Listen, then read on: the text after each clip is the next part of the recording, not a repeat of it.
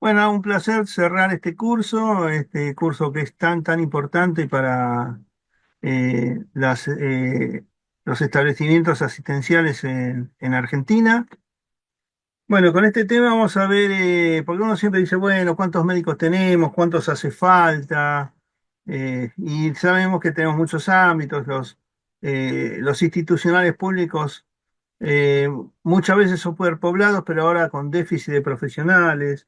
Los privados muchas veces con muchas camas para un solo médico. Entonces, bueno, vamos a ver un poco qué dice la literatura y una propuesta de cómo calcular.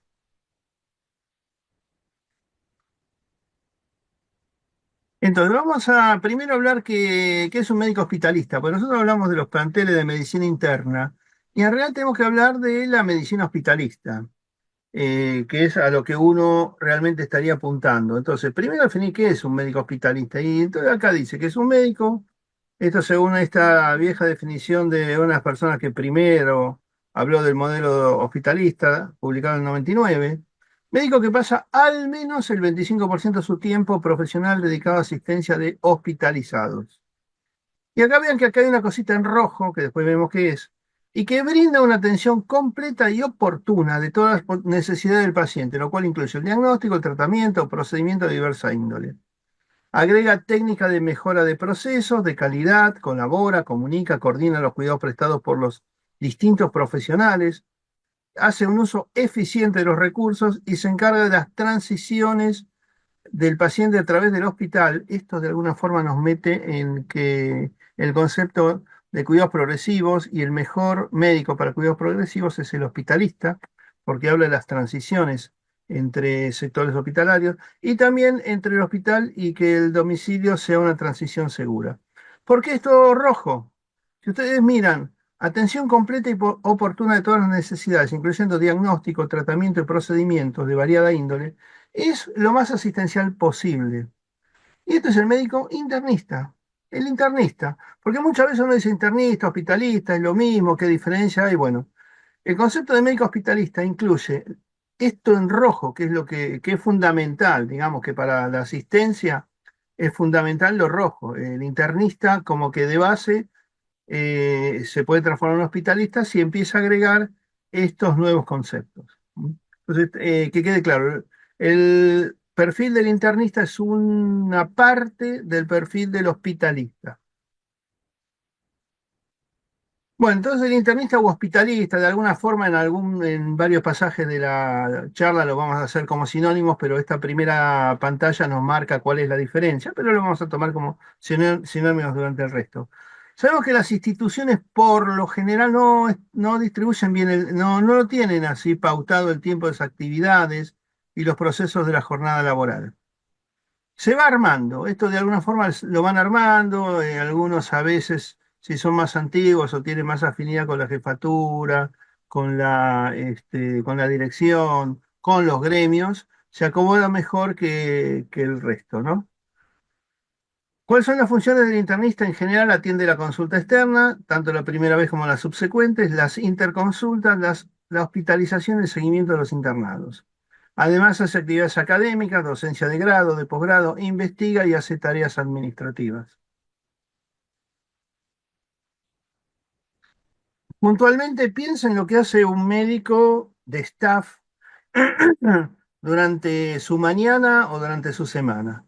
Bueno, llega, se tiene que desplazar hacia el sector del lugar del office o del guarda sus pertenencias, ir hasta el sector, buscar los expedientes, las historias clínicas, presentarse con el paciente, con sus acompañantes, entrevistarlo, revisarlo, lavarse las manos antes y después del examen, escribir la historia clínica, hacer indicaciones, solicitudes, procedimientos, explicar qué es lo que va a hacer, sus hipótesis diagnósticas y los estudios que va a pedir, qué le va a dar y evolucionarlo. O sea, y acá en este pedacito del renglón está todo el resto de la internación y evolucionarlo diariamente. También explicando, haciendo procedimientos, lavándose las manos, etcétera, etcétera, ¿no?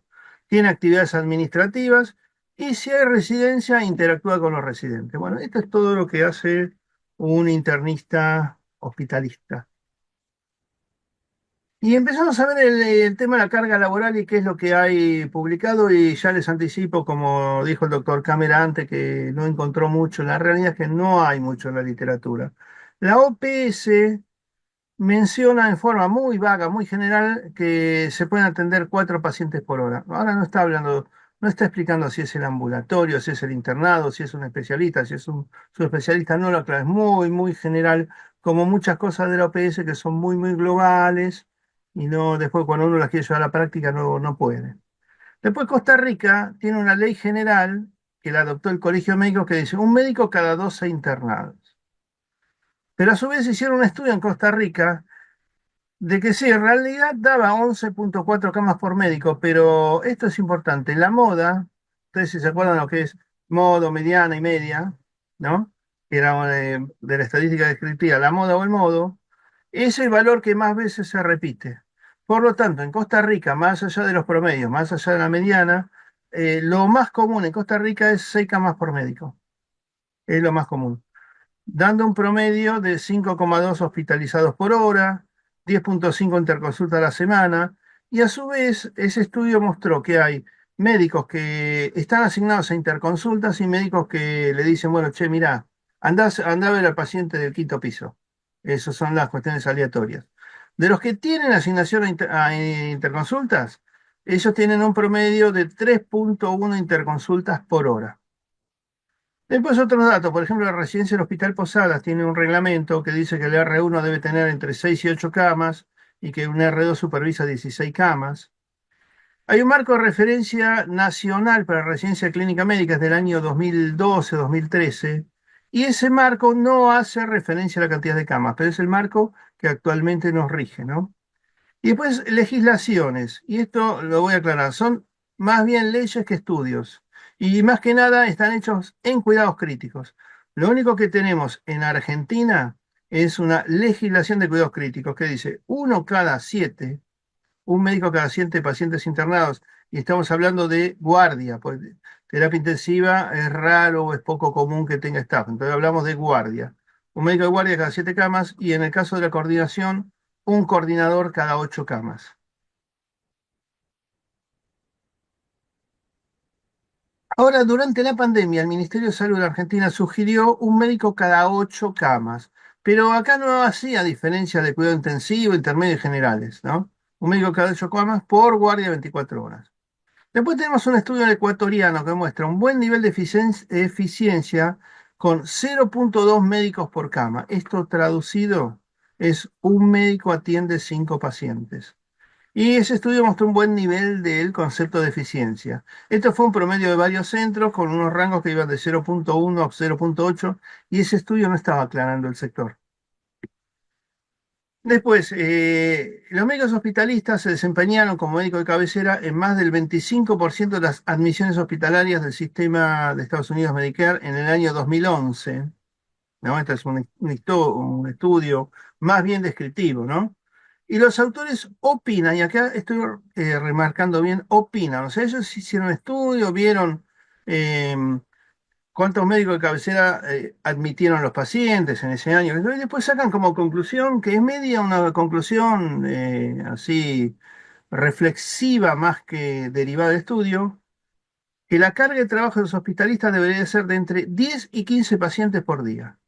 Pero eso, ellos mismos lo aclaran, no está respaldado por estudios. Es una opinión que tiraron. El tema es, yo no estoy para nada de acuerdo, lo pongo porque está publicado, lo pongo porque algún administrador va a leerlo y va a decir, bueno, la literatura dice esto, pero bueno, mi opinión es esta, ¿no? Trabajamos, no somos esclavos. De ninguna manera, opino yo, podemos tener 15 camas. Bueno, entonces, como reflexiones parciales de lo visto hasta el momento, uno podría empezar a considerar 30 minutos para cada paciente hospitalizado y para cada interconsulta, teniendo en cuenta con esos 30 minutos que a veces las interconsultas duran menos, el hospitalizado nos lleva mucho el primer día, pero tal vez los días subsiguientes no, pero poner 30 minutos porque sabemos que puede haber emergencias que nos vayan a llevar más tiempo, puede haber procedimientos, entonces, de alguna forma, poner esta cifra, cuando uno va a hacer los cálculos, nos trataría de ahorrar tiempo para cuando uno va a hacer los cálculos. Por otro lado, considerar si los jefes de servicio no tendrían que hacer un cronograma, una distribución de tareas, decidiendo cuánto tiempo se le va a dar a la hospitalización y saber que hay otros procesos de gestión, etcétera, y saber que hay cuestiones académicas, que hay clases, que hay ateneos y que hay un tiempo administrativo. Nos lleva mucho tiempo a escribir las historias, hacer los pedidos, hacer los informes, hacer la epicrisis, etcétera. Y el último punto es que aunque esté creciendo mucho, no tanto en nuestro país, pero sí en otros, el concepto de hospitalistas y la cantidad de pacientes atendidos por hospitalistas, la verdad que se sabe poco sobre niveles óptimos de dotación. Ahora, cuando uno mira resultados finales, sabemos que los niveles de dotación del personal hospitalario se asocian, según todos estos estudios, ¿no? Tasas más bajas de reingreso a los 30 días y menores tasas de mortalidad. Con lo cual, pareciera que estaría bueno tener personal hospitalario, ¿no? Una buena dotación. Ahora, hablamos de dotación adecuada. Los niveles adecuados de dotación, y aclaramos esto acá, y con habilidades apropiadas, porque si tengo un montón de médicos, pero que están muy recién formados, se necesita que, y esto, bueno, a veces uno lo va a ver en muchos sanatorios, ¿no? Contratan muchos profesionales recién formados que todavía no tienen las habilidades para llevar adelante los procesos. Entonces, con buena cantidad y con calidad, esto va a ayudar a los procesos asistenciales para que tengan más calidad, haya más seguridad del paciente, que el paciente tenga mejores experiencias, lo cual forma parte del concepto de calidad, y para que esto sea más eficiente. Ahora, la mayor parte de los estudios son hechos en personal de enfermería que encontraron menos readmisiones, menos tasa de mortalidad, menos tasa de infecciones adquiridas en el hospital y mayor satisfacción de los pacientes. Acá tenemos varios estudios que avalan estos conceptos. Y veamos un poquitito el concepto de eficacia, efectividad, eficiencia. La, ef- eh, Acá esperen un segundito que esta diapositiva no se... esperen un segundito porque no se puso bien. La eficacia es hacer las cosas correctas, llevando a cabo tareas de la mejor manera posible y tiene que ver más con qué cosas se hacen y no tanto el cómo se hacen. En cambio, eficiencia es hacer bien las cosas, hacer una tarea buscando la mejor relación entre los recursos que voy a utilizar y los resultados, y esto se relaciona más con cómo hacer el trabajo. Entonces, eficacia es qué es lo que hago, eficiencia es cómo lo hago, y efectividad es hacer bien las cosas correctas, o sea, compara o une los dos conceptos, ¿no? Que las tareas que se llevan a cabo se hagan de forma eficiente y eficaz, y tiene que ver más con qué cosas se hacen y cómo las ejecuto. Y entonces también podemos redefinirlo como la habilidad de obtener el resultado óptimo utilizando la menor cantidad de recursos y en el menor tiempo posible. Así agrego este otro cuadrito, sintetizando que eficiencia es capacidad de obtener mejor resultado con menor cantidad de recursos, tiempo y costos. Eficacia es simplemente alcanzar una meta, no importa cómo, alcanzo una meta. Y efectividad es capacidad de ser eficaz y eficiente. Entonces, veamos. Veamos tres ejemplos y me gustaría acá si ustedes simplemente activan el audio y simplemente dicen la palabra correcta, cuál es eficaz, eficiente, efectivo. En una fábrica de lentes se producen 100 pares de lentes con 2 kilos de vidrio. Y ahora se producen 120 pares con 2 kilos. O sea, con el mismo material se aumentó la producción de 100 a 120. Por lo tanto, el proceso de fabricación ahora es más, díganmelo ustedes, perdón, no escucho. Eficaz, Eficiente, eficiente. eficiente. No hablamos de metas acá. Ahora, una empresa pudo cumplir con la meta, bueno, ya se lo contesté, de fabricar 150 autos por mes. Es una meta que se había puesto. Por lo tanto, fue Eficaz. eficaz. Eficaz. Y ya la que queda ya está por descarte, ¿no? En unas fábricas, el proceso de producción fue eficaz porque se cumplió con la meta de fabricar X cantidad de neumáticos en un mes, pero también fue eficiente porque se lo hizo con la misma cantidad de caucho que antes se había utilizado para hacer 12.000, por lo tanto fue efectivo. Entonces, bueno, tener un poco estos conceptos de eficacia, efectividad y eficiencia, ¿no? Por lo general, muchos de los conceptos que tenemos que ver o que se han estudiado tienen que ver con la eficiencia. Si bien la efectividad es a lo que uno apunta, realmente no hay tantos estudios con la efectividad, y más con la eficiencia. Bueno, entonces vemos, nos preguntamos si con poca dotación y mucha carga de trabajo. ¿Se resiente la calidad? Bueno, acá hay algunos estudios que dicen que si la dotación es a misma cantidad de trabajo y poca cantidad de profesionales, aumenta la carga de trabajo mental y física, se genera fatiga, esto contribuye a errores médicos. Y el estudio dice que más del 20% de los hospitalistas afirmaron, o sea, esta es una encuesta de opinión, también tener en cuenta esto, afirmaron que la gran carga de trabajo contribuiría, en realidad sería la definición, a la morbilidad y mortalidad.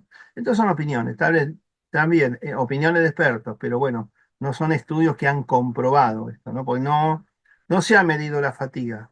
Pero bueno, si a uno le dan 15 camas, está bien. Cualitativamente uno asume que, bueno, que estas respuestas son bastante correctas, ¿no? Después, otro trabajo es que la elevada carga de trabajo reduce el tiempo para comunicarse con los pacientes. Esto impacta en forma negativa en la calidad y podría llegar a producir altas tardías. Acá hay otra publicación con el tema. Otra cuestión es la modalidad del trabajo. Esto a veces uno no lo considera, la modalidad. ¿Y qué significa? Que las instituciones pueden tener distintas modalidades, desde un empleo formal o prestaciones. O sea, o tengo un recibo de sueldo o tengo que facturar. Esta es una modalidad que a veces uno no lo tiene en cuenta en general no lo tiene muy en cuenta casi para nada, ¿no? Entonces, algunos autores argumentan que si yo tengo una mayor integración entre hospitales y médicos, como a través de modelos de empleo, hablamos de empleo formal, ¿no? De empleo formal, esto podría mejorar resultados reforzando esfuerzos de coordinación, aumentar continuidad de servicios, uso de registros electrónicos, aumento de satisfacción de médicos y esto también aumentaría la responsabilidad por el desempeño clínico. Entonces, esto tal vez es una cuestión que ustedes mismos deberían pensar. eh, ¿Cómo es el desempeño cuando uno está en una relación de dependencia o cuando va a hacer una prestación que puede ser fija o puede ser intermitente, ¿no? Mm. Ahora, respecto a esta modalidad, ¿cuál es la importancia? En general, y esto sí está, hay una publicación al tema, los hospitalistas que son empleados pueden diferir de los que tienen un contrato individual o cero contrato. O cero contrato, ningún contrato, incluso atendiendo al mismo número de pacientes. Por otro lado, los que tienen un empleo en forma directa por el hospital conocen mejor los recursos, conocen mejor los procesos, las políticas y los objetivos hospitalarios. De alguna forma uno dice que tiene la camiseta, el que viene prestado y bueno, viene, toca y se va, ¿no? Los intereses de los que tienen empleo formal también se alinean mejor con el hospital, concentran mejor sus esfuerzos y las tareas con el mismo, sin las cargas que tiene que ver con la contratación de múltiples hospitales. Esto, bueno, después al final podemos dar algunas opiniones sobre los profesionales que tienen todo metido en el mismo hospital, los que van a las 8 de la mañana, se van a las 4 de la tarde, atienden ahí el consultorio, atienden la internación, dan clase ahí a grado, dan clase a posgrado, investigan ahí y a las 4 de la tarde se van a su casa. Comparado con los que tienen a la mañana algo, después salen corriendo para ir a un consultorio, después a la noche se suben a una ambulancia porque hacen 12 horas nocturnas, después dan clase en alguna facultad o son auditores de algún lugar, pero bueno, se van poniendo distintas camisetas en la semana. Esto también más allá del burnout propio que trae esto, el multiempleo, también tiene impacto en la asistencia en el lugar de internación. Porque el empleo asegura el compromiso de los hospitalistas con con la organización y les permite con el tiempo llegar a tener roles de liderazgo en la institución. Respecto a la eficiencia, Hay trabajos que hablan entre una asociación positiva entre hospitalistas y eficiencia, que los hospitales que pasaron de no tener hospitalistas a tener alta cantidad de hospitalistas se beneficiaron de un aumento de la rentabilidad. Acá hay bastante literatura al respecto. Que hay una relación positiva entre hospitales y tasas más bajas de reingreso, uso de recursos y duración de la estadía. Acá también hay literatura. Y que, bueno, mirando el ejemplo de Estados Unidos, tiene el número de hospitalistas en aumento. Esta es una publicación del año 2016, ¿no? Que dice que en el 2016 han llegado a casi 50.000 en los últimos 20 años. Eso lo convirtió en la mayor especialidad de la medicina interna, la mayor especialidad de medicina interna, donde brinda atención en 3 de cada 4 hospitales. Dato 2016, la verdad que no sé qué datos tendrán ahora, pero uno piensa que tal vez está en crecimiento. Bueno, vamos a ver cómo calcular planteles. Y hay dos métodos. Un método que tiene que ver con la producción y otro método que tiene que ver con la hora médica. Y acá sí, no solamente tenemos que empezar a hacer algunos cálculos matemáticos, sino que tenemos que tener un poco de información de datos hospitalarios. Por ejemplo, la estadística de la producción hospitalaria, los tiempos de contrato de los profesionales, la tabla de prevalencia de patologías por servicio y el régimen laboral anual, que acá hablamos de si el sábado se trabaja o no, el régimen de licencia, presentismo, etcétera. Como todas las instituciones en el país son muy heterogéneas en esto, vamos a tomar un modelo con cierta complejidad y después cada uno, si quiere aplicar esto, bueno, tendrá que reacomodar. Los conceptos matemáticos van a ser los mismos, ¿no? Pero uno tendrá que acomodar. Y vamos a mirar, por ejemplo, los hospitales del Gobierno de la Ciudad Autónoma de Buenos Aires, en Argentina, eh, que son, que consideran que de los 360, bueno, síganme porque acá empezamos con las matemáticas, acá más por 15 minutos vamos a hacer un poco de matemáticas. Tienen 365 días del año, pero hay 52 sábados, en el Gobierno de la Ciudad Autónoma no se trabaja los sábados, tiene 52 domingos, tiene 11 feriados, tiene 20 días de vacaciones ordinarias, se permiten 10 ausentes, pero si uno empieza a sumar, empezamos a sumar, nos quedan 220 días de trabajo, que al dividirse por 5, pues se trabaja de lunes a viernes, nos da 44 semanas laborales al año. Pero en los últimos años se agregó la licencia por estrés y esto de 44 semanas nos baja a 42 semanas. O sea, el gobierno de la Ciudad de Buenos Aires trabaja 42 semanas al año. O sea, tiene 10 semanas libres entre todas estas cuestiones que le nombré. Cada institución tiene que mirar esto porque de acá sale un coeficiente que se utiliza para hacer los cálculos. Como dice acá, estos valores se modifican en función del régimen de cada institución. Entonces, dijimos que había dos cálculos, ¿no? Basado en la producción y en la hora. Vamos a ver el cálculo que se basa en la producción y que tiene dos pasos. Un paso uno, que es el cálculo de producción anual, y el paso dos, cálculo de profesionales requeridos. Entonces, el cálculo de la producción anual requiere tener las estadísticas de producción anual, la cantidad de consultas, los egresos, las prácticas, que los tienen, por lo menos en los hospitales públicos, los servicios de estadística, que son los valores oficiales, únicos a considerar en principio. Único a considerar en principio porque sabemos que muchas de las cosas que se hacen no pasan al servicio de estadística, porque uno no tiene tiempo, etcétera, etcétera, ¿no? Pero cuando uno va a reclamar, y esto es muy común, uno va a reclamar, mira, necesito un médico más para consultorios. ¿Y por qué? Y porque los que tengo no dan abasto, damos sobreturno, etcétera. Y dice, bueno, pero las planillas que me estás presentando no justifican el pedido que me haces. Bueno, porque los médicos que eh, no, tienen tanto laburo que no tienen tiempo de hacer las planillas. Y bueno, pero sin planillas no podemos hacer una elevación al nivel central para que nos den más médicos, ¿no? ¿No?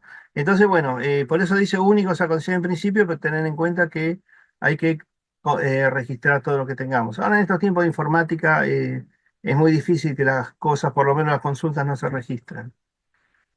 Después están los tiempos profesionales. Y acá hay un concepto también, cuando uno dice, bueno, ¿cuánto tarda? Y ya voy al último renglón, el que está en azul. No son válidos los tiempos estimados empíricamente. No sirve decir, bueno, yo le calculo 15 minutos, 20, 30. Cuando uno dice primera consulta 30 y posteriores 15, es empírico eso y no puede ser incluido en un cálculo. Ahora, si uno dice, uno, bueno, yo lo voy a estandarizar, bueno, es otra cosa. O se mide o se estandariza. Si se estandariza, después se replantea si esa estandarización fue correcta o no, pero o se mide o se estandariza. Obviamente los medidos son más exactos, pero son más difíciles porque uno tiene que medirlos en un tiempo, no menos de un año, ¿no? E ir ajustándolos.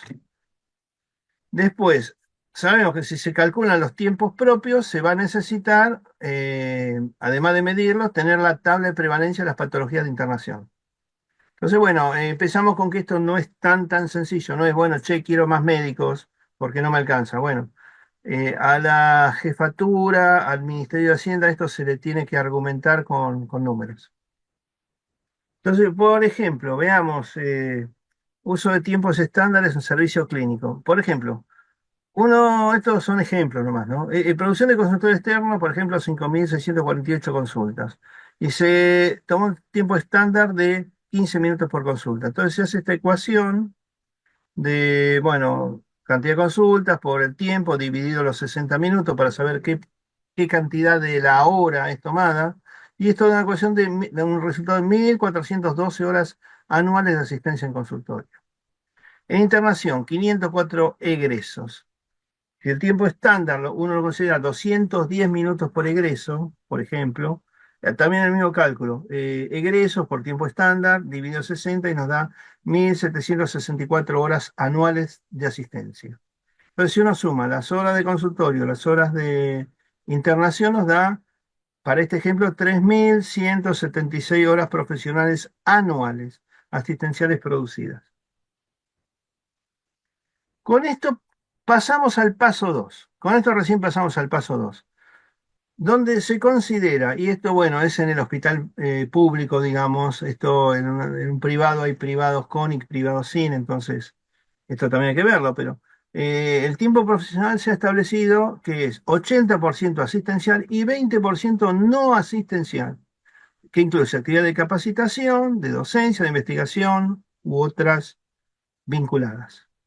Entonces, si yo todo el cálculo que hice recién de horas de asistencia están dentro de este 80, le tengo que sumar este 20. O sea que esto se hace multiplicando por 1.25. Al multiplicar por 1.25, matemáticamente se está sumando este 20%. Eh, pero además tenemos que conocer el régimen horario semanal de cada servicio. Considerando que a veces en un servicio hay profesionales que tienen diferentes regímenes horarios. A veces hay profesionales de contratos anteriores que eran de 40 horas. Ahora hay contratos nuevos que son de 30, pero persisten algunos de 40. Y hay profesionales del departamento de urgencia que hacen la guardia y tienen extensión a la planta. Entonces, tienen 24 horas de guardia y 10 horas de planta. Entonces, hay que considerar que no siempre lo habitual o lo actual en el gobierno de la ciudad son 30 horas semanales, pero esto no es parejo para todos, con lo cual eso también hay que hacer algunos ajustes en las ecuaciones. Y también considerar otra cosa, que la plantilla completa incluye a los jefes. Cálculo de planteles incluye al jefe.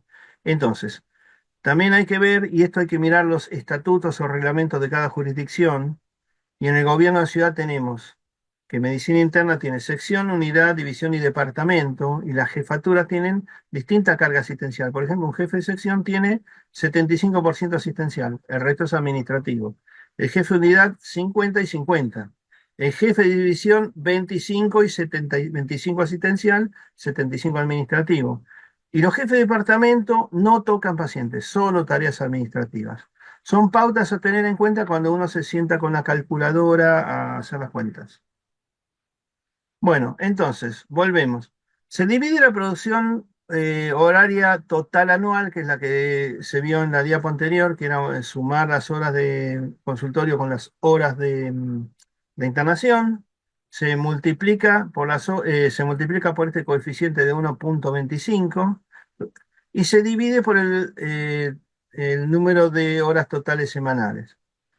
Entonces acá tenemos el 3176, perdón, se divide por el número de semanas, por el número de semanas y nos da el número de horas semanales. Entonces acá tenemos 3176, que es las horas utilizadas para carga asistencial de internación y de ambulatorio, por este coeficiente 1,25 que corresponde a ese 20% de investigación y docencia, y se divide por las 42 semanas efectivas. Y a este valor que tenemos se lo divide por el número de horas que corresponde al régimen del laboral, porque como le dije, podemos tener de 30, de 40 o de 10. Entonces sería el resultado que nos dé esta cuentita dividido 30, que es la cantidad de horas que tienen la mayoría de los profesionales. Y lo que da, como va a dar una fracción, se va a aproximar. Entonces, por ejemplo, dijimos que 3176 se multiplica por 1,25, se divide por 42 y se divide por 30, y esto nos da 3,1. O sea que con esos valores necesitamos 3 profesionales de planta que cumplan 30 horas, de las cuales serán 24 asistenciales y 6 no asistenciales.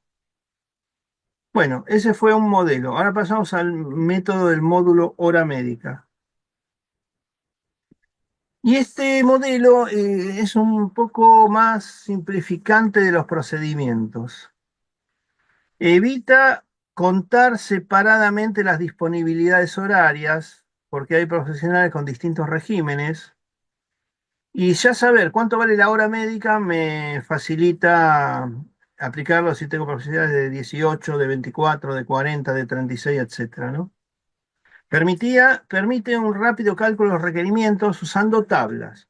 Hoy en día tenemos herramientas informáticas, pero bueno, la tabla me ayuda, digamos, la informática deviene de la tabla. Y si no tengo la informática, si no tengo el programa, me arreglo con la tabla. Y siempre está bueno hacer el ejercicio, no meter 3 números y esperar que las ecuaciones informáticas resuelvan todo, ¿no? Entonces, vamos a poner el ejemplo de los profesionales del gobierno de la ciudad, que, como vimos antes, tienen 210 días laborales al año, son 42 semanas.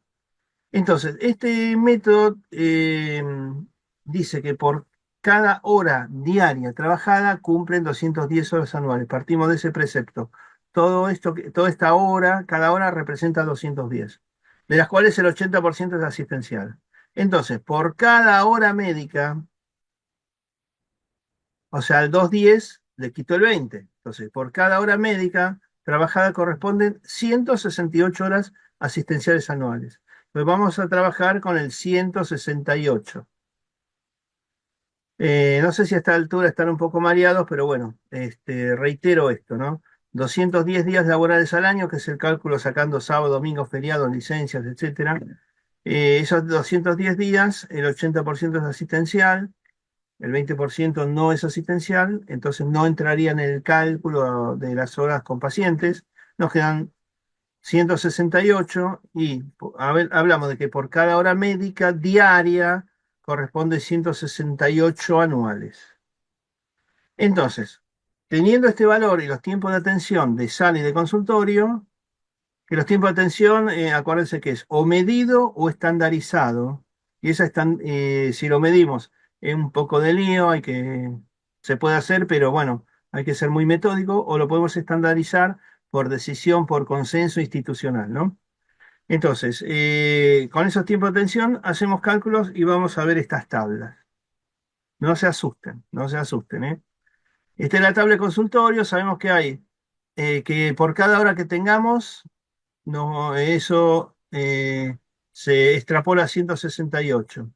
Y acá tenemos las consultas anuales posibles, que es la que nos va a dar una ecuación. Y acá tenemos minutos por consulta, que va de 10 a 60. De 10 a 60, o sea, esto es bastante amplio, ¿no? ¿Y cuántas horas diarias va a atender ese profesional? Entre 1 y 6. Bien, entonces tenemos esta tabla de doble entrada, que sabemos que todo lo extrapolaremos a 168. Vamos a tener una consulta anual posible, que son todos estos coeficientes que están en el centro de la tabla, ¿eh?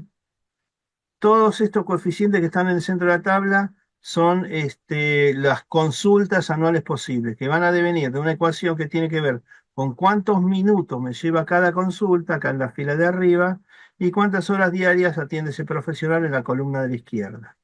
Entonces, ¿cuál es la fórmula? Vamos a poner, por ejemplo, un profesional que atiende 3 horas y se ha fijado que la consulta dure 40 minutos. Esto, bueno, después cada institución decide si ese profesional atiende 40 minutos porque atiende una patología especial o se ha fijado para todo. Bueno, eso después se verá. Acá estamos hablando de este profesional que atiende 3 horas y usa 40 minutos por consulta. Pero bueno, pueden hacer la ecuación con cualquiera de todos estos rangos de minutos por consulta y estas horas de atención. Entonces, ¿qué me dice la fórmula? Que yo tengo que multiplicar 168 por la cantidad de horas diarias por el resultado que me dé la ecuación de 60 dividido los minutos de consulta. Entonces, esto me da 168 por 3, que son las horas que yo elegí, por 1,5. ¿Y de dónde sale este 1,5? De la división de 60 dividido 40. Y eso me da 756. ¿Qué es esto? Ven, 756 está en la intersección de las 3 horas y de los 40. Así que acá está todo calculado como para saber que este profesional, atendiendo este tiempo y con estas horas diarias, va a atender en el año 756 pacientes, ambulatoriamente. Pasamos a la internación. Entonces acá tenemos horas médicas anuales por hora diaria, siempre vamos a hablar de los 168. Acá vamos a calcular cantidad de egresos anuales. Y acá en esta fila, perdón, en la fila que corresponde a las columnas, vamos a tener eh, 10 minutos, 20 minutos, 30, 40, 50, 60. Y esto tal vez tengamos que hacer ecuaciones parciales según el tipo de patología. Eso, bueno, ya es complejizarlo un poco más, pero bueno. Y después acá, en el promedio de días de estadía, en la columna, el promedio de días de estadía, y cada columna representa una fila, tenemos pacientes de 2, 4, 6, etcétera, hasta 30 días. Y acá es importante saber, para programar, cuál es la prevalencia de las patologías, ¿no? Entonces, vamos a hacer la fórmula, y la fórmula nos dice que en el cociente va 168, que es el número fijo que tenemos acá, que devino la ecuación anterior, sobre días de estadía, que uno lo va a elegir según la patología que está en el registro de estadística, multiplicado por minutos de atención dividido 60.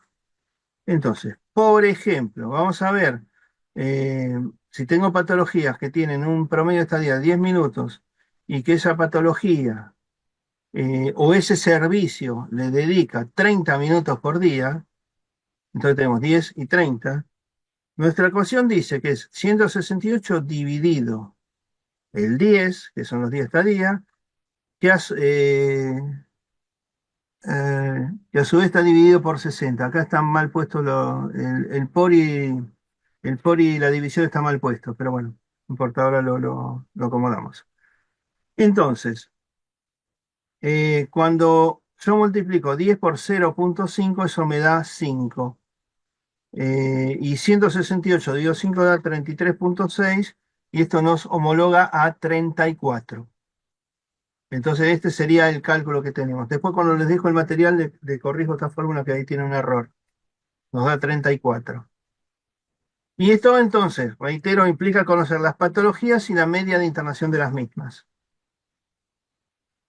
Entonces, finalmente, para obtener el valor de egresos, tenemos que calcular el valor de la matriz que hemos visto por la cantidad de horas diarias asignadas. Entonces, por ejemplo, para un promedio de 10 días de internación, con 30 minutos diarios de atención, y que es lo que vimos recién, vuelvo para atrás, y que nos dio 34, acá en el centro, Si tenemos 8 horas diarias asignadas a internación, el total de egresos posibles es ese 34 multiplicado por las 8, que nos da 272. ¿Ok? Entonces ese es el total de egresos posibles. Entonces vamos concluyendo que los niveles más altos de dotación tienden a asegurar que los hospitalistas no se sobrecarguen, no experimenten una gran carga y que una carga puede dificultar la capacidad de procesar información, de detectar alertas tempranas, de comunicarse bien con pacientes y familias y de brindar una mejor atención al paciente en general. Entonces, ¿qué recomendamos para tener en cuenta al hacer el cálculo de planteles? Primero, el horario de atención, el horario de contrato del profesional, el tipo de vínculo, si es estable o contratado, si hay o no residentes o profesionales de formación concurrentes, médicos que hacen la carrera de especialistas, rotantes, etcétera. ¿Cuál es el grado de responsabilidad asistencial y administrativa o posibilidad de delegar con supervisión? ¿Cuán complejo es el servicio? ¿Qué otras especialidades pueden apoyar para procedimientos o es el mismo servicio el que tiene que hacer los procedimientos? Si hay personal de apoyo para tareas administrativas, eh, y, y cuando hablamos de personal de apoyo también hablamos de si hay sistemas informáticos, personal de apoyo y sistemas informáticos, si hay que hacer tareas docentes o de investigación, si hay otras tareas como las interconsultas, consultas externas y considera también que algún método matemático como el que cualquiera de los dos que hemos visto.